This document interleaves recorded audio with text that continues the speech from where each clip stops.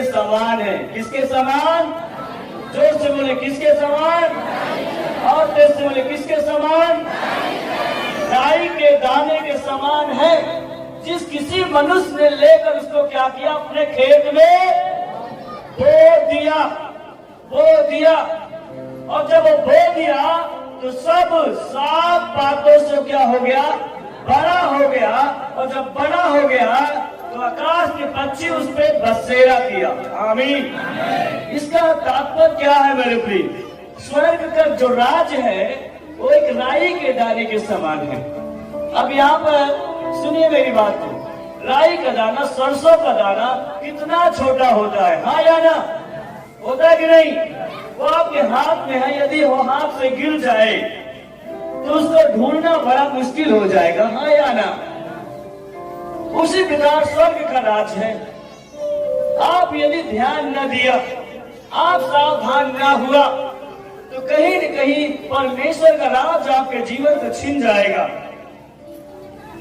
अब ये चीजों को देखना है कि जो राई का दाना है, क्या लेकर किसी मनुष्य ने लेकर अपने खेत में बो दिया, जो आपको स्वर्ग राज की समझ दी जाती है, जो परमेश्वर का वचन आपको सुनाया जा रहा है, आप उसके प्रति आप कैसा उसको ले रहे हो, उसको कैसे आप संभाल रहे हो? क्या आपने वचन को सुना और पाप के साथ उसको जोड़ दिया? क्या होगा? राई के दाने पर आपका ध्यान है या नहीं है, या बड़े बीजों पर आपका ध्यान चला गया है? कई लोगों का बड़े बीजों पर ध्यान चला गया, चमक और धमक और बड़ा बड़ा बीज है। यहाँ पे मनमानी करते तो कोई नहीं बोलता है, दारू पीते कोई नहीं बोलता है, अयासी करते कोई नहीं बोलता है। कुछ लोगों को तो ऐसे चर्च पसंद है जहाँ पे सब प्रकार की आजादी है। कई चर्चों में बोलते हैं दारू भी पियो, प्रार्थना भी करो। अच्छा, रोज रोज मत पियो, कभी कदार पी लिया करो। ऐसे ऐसे ऐसे पास्टर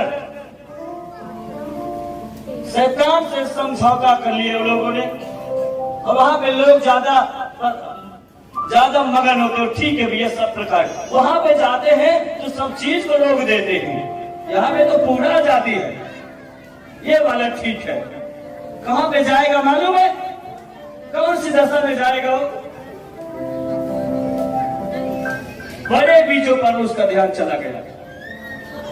जहाँ पे गुनाह करो कोई बोले ना, जहाँ पे अयासी करो कोई बोले ना, जहाँ पे दारू पियो वहां पे कोई बोले ना। और ऐसी जगह पे जहाँ पे इन सब चीजों को जो परमेश्वर के खिलाफ है उसको मना किया जाए, वो चर्च सही नहीं है। वो बुरे लोग हैं जो ऐसे सोच रखते हैं। कितने लोग बहन लोग समझ पा रहे हैं? स्वर्ग का राज एक राई के दाने के समान है। अब आप सयाने हो गए हो, उस बीज को आप संभालना जानो। जो वचन आपको दिया जा रहा है, जो वचन आपको सुनाया जा रहा है, उसके प्रति आप ईमानदार बनो, वफादार बनो, तभी आप स्वर्ग के राज में प्रवेश कर दिए जाओगे। आमीन। और यहाँ पे लिखा है कि उसको लेकर किसी मनुष्य ने क्या कर दिया? बो दिया। जब बो दिया तो उसका काम मात्र, जब वो बो दिया तो उसका काम मात्र वही नहीं कि बस बो दिया और बैठ गया। वो बैठा नहीं है, किसी मनुष्य ने लेकर उसको क्या कर दिया? बो दिया। जब आप एक व्यक्ति को देखते हो, किसान को देखते हो, जब वो खेत में बीज को बोता है, सुनिए 5 मिनट और बोलूंगा, सामर्थ्य वचन ले लो। किसी मनुष्य किसान ने क्या क्या खेत में जब बीज को बोलेगा तो क्या वो शांत हो जाएगा? बोकर चला आएगा? अच्छा जी, हम बो के आते हैं और जब जाते हैं 3 महीने के बाद अब गया, क्या उसमें खा पाएगा? मिलेगा?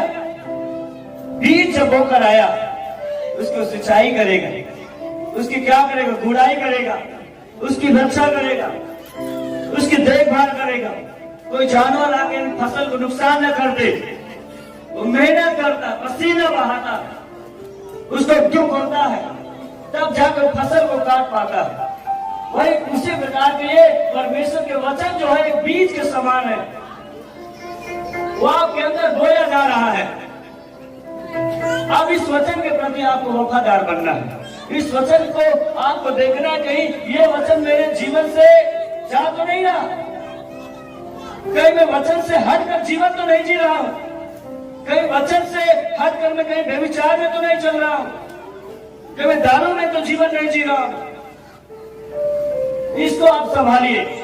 अगर जब इस चीज को आप समझ जाते हो तो वचन बताता है कि सब सांप पास से बड़ा होगा और आकाश के पक्षी उससे क्या करेंगे, बसेरा करेंगे। इसका मतलब क्या है? अगर आप सुधरा है, आप पूरा अपने जीवन को प्रभु को दे दिया है, प्रभु के वचन पे अपने आप को डेडिकेट कर दिया है, समर्पण कर दिया है, तो आपके बाद जो आने वाली जो पीढ़ी होगी वो भी मसीह यीशु में चलेगी। आमीन, मसीह में चलेगी। हालेलुया। एक लंबा आप चाहते हो कि मैं जैसे बचाया गया हो, मेरा भविष्य बचाया जाए, मेरे बच्चे प्रभु के दिशा निर्देश पे चले, तो आप इसको संभालना पड़ेगा। आप एक चर्च, जीवित चर्च से आपको जुड़ना पड़ेगा। और एक खराई के साथ बोल रहे मेरे प्रिय भाई, बाप से बिल्कुल समझौता न। जब मैं बालक था तो बालकों के समान बोलता था, लेकिन अब जब मैं सयाना हो गया तो बालकों की बातें। अब जो वचन आपको सुनाया गया, जो आपको दिया गया, इसका आपने दुरुपयोग किया, इस वचन को सुनकर मन नहीं फिराया, इसको अपने जीवन में लागू नहीं किया, तो ये जान के चलिएगा कि आप आने वाला पीढ़ी अंधकार में चली जाएगी, वो पाप में चली जाएगी। आप चाह कर भी बचाने का प्रयास करोगे, नहीं बचेगा, क्योंकि आपको बचाने के पास शक्ति नहीं, सामर्थ्य नहीं। प्रभु के पास जो ताकत, वो आपके भविष्य को, आपके घर को, आपके बच्चों को बेहतर कर सकता है, अच्छा कर सकता है। आमीन। आकाश के पक्षी पे क्या करते हैं? बसेरा करते हैं। आज बहुत सारे ऐसे लोग नहीं समझ पाते इस बात को, ठंडे मसीह बन चुके हैं। आज भी उनका कोई चर्च है न कोई अगुआ है, कहां पे जाएगा वो? कहां पे जाएगा? आज प्रार्थना का जीवन नहीं, वचन का जीवन नहीं। उनसे पूछा जाओ तुम किस चर्च के हो, तुम्हारा अगुआ कौन है? वो बोलेगा मेरा अगुआ कोई नहीं है, हम जहां सुनते वहां चले जाते हैं। अच्छा, ये सही नहीं है कि वो भाई बुला लिया तो हम दौड़ के उसमें भी चले गए, वो भाई बुला लिया तो उसमें चले गए। अच्छा भैया, जहां लोग हम आदर दे देते सबके पास चले जाते, सब कलीसिया में। ये रूल बिल्कुल सही नहीं है। ये मैं नहीं कहता और जो चर्च है वो गलत है, लेकिन आपको सोचना है जीवन कहां से मिला है, कहां से आप एक लंबे समय तक आप जा पाओगे। कौन है जो आपके जीवन की अगुवाई करेगा? कौन सा चर्च जो तुम्हें अंत तक तुम्हारे साथ में रहेगा? दुनिया में तो बहुत लोग हैं, चर्च बहुत सारे पास्टर है, बहुत सारे चर्च है, लेकिन कौन है जो अंत तक बना रहेगा? उसके साथ विश्वासघात मत करो उस चर्च की प्रति। बोले इसमें भी जाएंगे उसमें भी जाएंगे। अच्छा, अब मैं आपसे एक सवाल करता हूं, भाई लोग, जवान लोग, 5 सुंदर लड़कियां हैं, तो बोलोगे ये भी सुंदर, ये भी सुंदर, सबसे शादी करूंगा, ऐसा हो पाएगा? ये भी अच्छी लगती है, 5 में से एक ही के साथ तो शादी होगा। क्यों बहन लोग? एक ही के साथ तो शादी हो पाएगा ना?